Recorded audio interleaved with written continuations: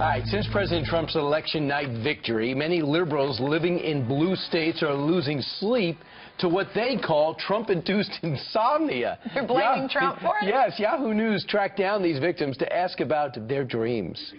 Susan Rogers, a poet from California, said she was hurtling through space with no direction on a plane that she discovers with horror has no pilot. Oh, boy. And if you thought that was weird, Leah Grover, a Chicago writer, has spent more than one night calculating where in her home she would build fake walls behind which to hide immigrants facing deportation. Here is how these people can get over this problem, because he is our president. We have the world's only irritational speaker and pit bull of personal development, Larry Winget. I'm sorry I got irrational and irritational confused. Now I'm going to be sleepless tonight. Irritational. Listen, these poor, poor babies. We've got Barbara Streisand, who eats pancakes and gains weight. Lena Dunham can't eat it all and loses weight. And now we have all these people who can't sleep. Evidently, they've never dealt with any disappointment in their life. They've never had anyone die, never lost a job. Their team never lost.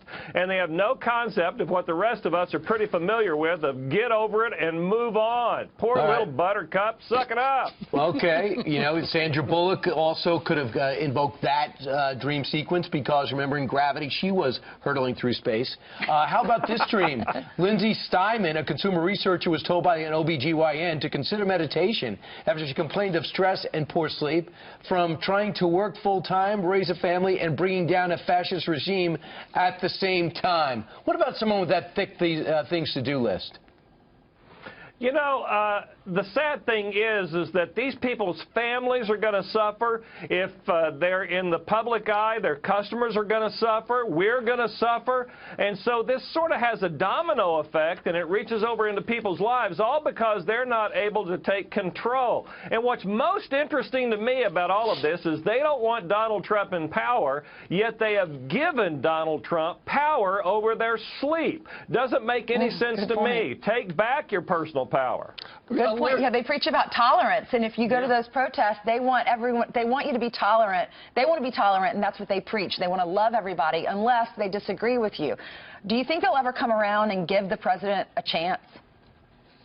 You know, it's not just about the president. It's sort of this societal problem that we need to stop indulging all these weaklings and make them, force them to deal with the consequences of life in general, not just life as the result of an election, but life when you lose. And we're not letting people experience loss, so they don't actually know how to deal with loss. They have this entitlement that everything should always go their way, and if it doesn't go their way, they get to play the victim, and they get to say, I can't sleep, I can't eat, and then we let them by with it. There you go. Larry Winget, life is very easy if you're Larry Winget. Thanks so much. There's a right way and a wrong way and a direct way. Thanks, Larry.